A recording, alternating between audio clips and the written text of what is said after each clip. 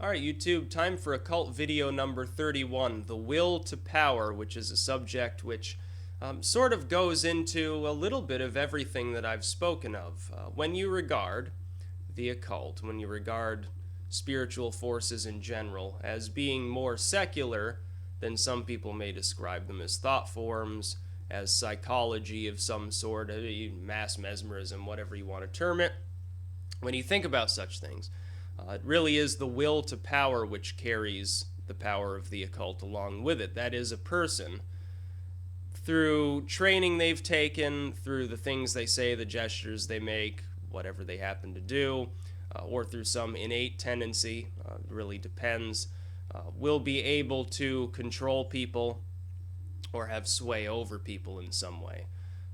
Typically, the smaller minds are more easily affected by this than people who are more, they're more free thinking, they're cosmic rebels, they're academics or something like that. They've got more training, especially in something that deals with the humanities, philosophy, anthropology, psychology, whatever.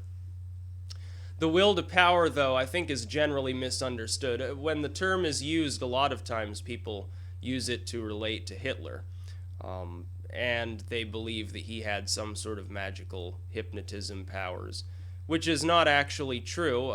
The same sort of people that push this mythology of the indomitable, invincible Hitler also push the belief that Hitler was disliked and weak and frail and sort of an outcast as a child, never did anything right, and was easily obsessed over various women, was beaten regularly, and had various psychological problems. I think the famous line is, he's the sort of person you wouldn't want to drink with, or something like that, which I find funny. It's sort of a contradiction of terms. Here you have this lonely, despised outcast who nobody takes seriously, who at the same time controls millions of people. They've done the same with Manson, which is exactly why I don't believe in these twin mythologies.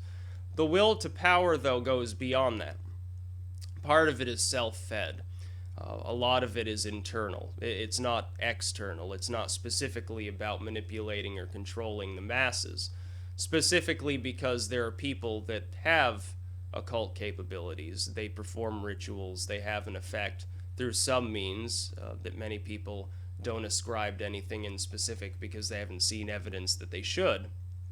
They're able to do that without really reaching out to anyone. They're entirely solitary, or mostly so. There are plenty of people, Abrahamists, who believe that Anton LaVey had, special witchy powers of some sort or another, despite the fact that for the last 10 or so years that really he existed, he was more or less a recluse and didn't really do anything. He basically spoke through his daughter, Xena, or he spoke through other people and didn't really represent anything. And just conducted his masses, made his music, and enjoyed his, sort of early retirement, I suppose you could call it. The will to power goes well beyond the concept of some dictator making a great speech with banners aflight behind him and all sorts of weird pagan symbolism on everyone's arm and lit torches, and they're usually speaking in German or have something to do with Nazis. Again, with Manson, same claims are made. Really, though, it's about psychological energy. The person, in order to exercise the occult, a person first has to control their mind before they can do anything else. If they don't know what they want, if they can't control their own thoughts and actions, then nothing they do, whether it's occult or not, is going to succeed. These same people, psychologically imbalanced as they are, would also be unable to function in day-to-day life at their maximum level of effect. Because the goals that they would make, they wouldn't really know how to achieve them. The things that they believe in, they wouldn't really know how to impart to other people, at least in a sensible manner. They would seem like they were unbalanced, or perhaps even a lunatic to some people, or they would think that this person spouting off their nonsense would be muddled, vague, uncharismatic. You would think of somebody like a Jeb Bush. He has no will to power. He wants power, but he doesn't really know how to get it. He's managed to foist himself on the centrists in his party and get lots of money. But anytime he speaks, nobody takes him seriously. He's so boring that nobody gives a fuck what Jeb Bush has to say. Therein, he lacks the will to power. He's perhaps the weakest speaker on the stage anytime the Republicans have a debate. Hillary has the same problem. She doesn't give great soaring speeches. She wants power. She wants it more desperately than anything else that you could possibly offer her. It is her sole reason for existing. And yet when she gets up there to talk to people, she feels threatened. She doesn't feel, I believe, in control completely of various situations. She feels threatened and perhaps even paranoid, and has repeatedly talked about some great conspiracy of people who just don't want her to be the U.S. president, just as they were out to get her husband when he was the president, the vast right-wing conspiracy stuff. You have to be a bit paranoid to believe in it.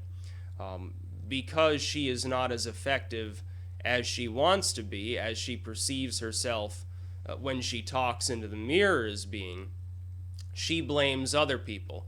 To her and to others that psychologically lack the will to power, if they're delivering a speech in practice, if they're looking in a mirror and speaking, they think of themselves very highly. They have a great deal of pride. They think of themselves as the best elocutor and the best speaker that ever existed, and they sit there very pridefully, very straight up, and say, my goodness, how great I am. When they get out and they talk to other people and people don't react that way, and they realize not everyone is taken in and not everyone likes them and some people are outright hostile towards them, it sort of breaks this level of pride that they have, and they start making mistakes because they're not completely convinced by themselves either. On a superficial level, they are. On a superficial level, when they look in the mirror, they see the very picture of power, beauty, and benevolence.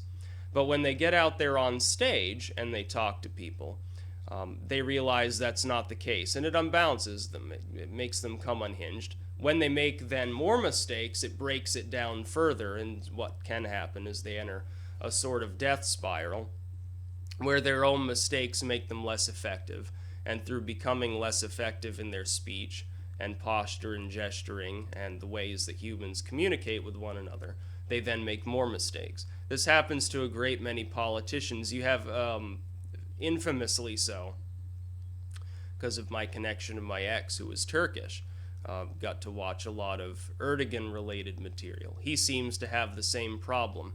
Here's a person who does deliver well-scripted speeches, has a cult of personality around him. He had a holographic speech go on, the first one truly in history, where he spoke to a crowd in holograph form, and his fans thought that was great. But then, for all of the cult of personality stuff that he wraps himself into, there was also a video where he had, I don't know, he had pneumonia or some sort of chest cold or something. Something was wrong with his throat or lungs. And I thought it was hilarious, but he had this really high-pitched, squeaky voice. When he was making these speeches, he sounded almost like this. It was so funny. I guess people thought this was hilarious because, they're used to him giving these loud, booming speeches and pretending to be a nationalist and pounding his fists and roaring, against all the enemies of Turkey. And then here he is.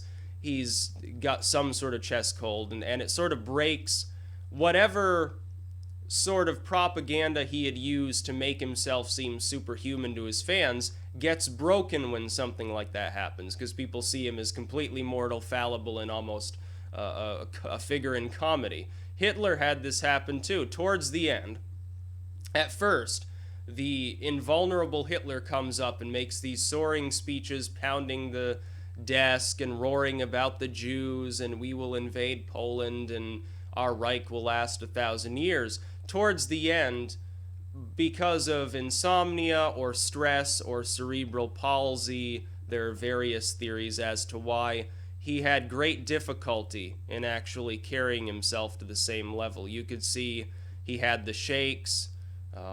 He had difficulty holding his voice at the same level that he did when he was a bit younger, earlier on in the war. He had great difficulty. Even his posture changed. He was sort of slumped over. A lot of people think that's because of what his doctor was injecting him with. his will to power was gone. He had entirely spent his capital on controlling people for so long that as soon as he began to break down, people realized he wasn't invincible. Nobody really anymore took him seriously. Some did, his lifelong sort of fans did, but everyone else realized, oh, well, I guess he's not the superhuman Führer that we thought he was. It's happening with Manson. I hate to return to the concept over and over anytime I talk about something like this, but Manson, when he's younger, he's dancing around and spouting off all this psychonaut mumbo jumbo. People think it's rather funny, but they also think that he's very dangerous, witchy, and can control people with magic or something. Now, look, he's in his mid-70s, very old. He's bald, basically, on the top of his head. He doesn't look the same as he did. He doesn't sound the same as he did. He doesn't make these proclamations of Atwa as much anymore. He's more mute about things, and so that illusion has kind of gone away now. There's also the feed-off of anyone who indulges in the will to power, in the use of charisma or manipulation especially. Not so much internally. A person can still be in self-control without being able to have any manipulative control over others. The critics of these people often liken them either to a Hitler or a Napoleon or a Manson or something. Napoleon used to be the one they would call them before Hitler existed, and then up until the age of Manson, Hitler was number one for this. The critics often give them these large titles about how evil they are, likening them to the Antichrist. They are a demon, they are possessed, they are the ultimate evil, everything wrong with the world, they want to kill everybody, they're absolutely insane. They give them these various negative accolades and titles in order to decry what they're doing, in order to chip off their own supporters and form their own cult of personality in opposition to the one that's been formed by the other person. But when this person's cult of personality, when their will to power begins to break down, all of those various accolades become a form of comedy for people. When the person finally is destroyed, when they lose, for a brief time people remember, oh, well, remember, this is the ultimate evil, the Antichrist, killing millions of people or something. After a time, though, they become little more than a fixture within comedy, which is made fun of. It becomes funny to people. Because of the over-the-top propagandist terms used both by them and against them, it becomes a form of humor to people. Think about how many comics have these unbelievable robotic space Nazis or zombie Nazis or super Aryan god Hitler or something like that. I mean, it's in every other Japanese series. Every other villain in any 80s movie was the Nazis. Look at Indiana Jones. It becomes funny in the context of the entertainment that's woven around these historical figures. You're necessarily going to have at least a few comedy jabs at either the central figure or the people that are following them. Over time, it becomes more and more funny. It becomes a form of high humor to people. So the will to power, when misused, either by a person or their critics, really spawns not a long-lasting and legendary mythology, so much as a lot of comedy material for people to then exploit far later when it becomes funny to people to do so. You wouldn't have seen that kind of comedy in, the late 1940s or the 1950s. At first, the Nazis are just a sort of fixture, and in like the 70s or 80s, Manson or cults in general is a sort of fixture. Prior to that, someone like some imperialist Napoleon figure is a fixture within sort of these comedy works, or if not comedy, just general drama, entertainment in a general sense, something you read or watch when you're bored. Over time, they become funnier and funnier, and they get more and more warped out of context. So Hitler, the great genocidal maniac, morphs into Hitler, the genocidal maniac that's sort of like a Pinky in the Brain figure who's a mad genius who keeps fucking himself, and that's considered funny. Then he becomes sort of, a space alien or a Norse demigod or something, or the reincarnation of some other, of Genghis Khan or something like that. That's considered funny. And now we're at the point where if somebody is in a movie and it's Hitler and it's not a historical documentary, they're probably dressing up like Hitler, either to make an activist political statement or just to be funny. They're throwing banana peels around in front of a synagogue, and this is somehow funny as well. This happens to all of these figures, these great speakers, throughout time, and usually before they end up getting killed. Uh, they end up washed up because they're using their sole purpose in life, their single fixation, is to build up the cult around them, to use the propaganda. It takes so much energy to do that. They get so worried about losing that power that they do lose it. It's when they begin worrying, when their delusion, their internal delusion breaks down, when their internal power breaks down, that's when the external power breaks down.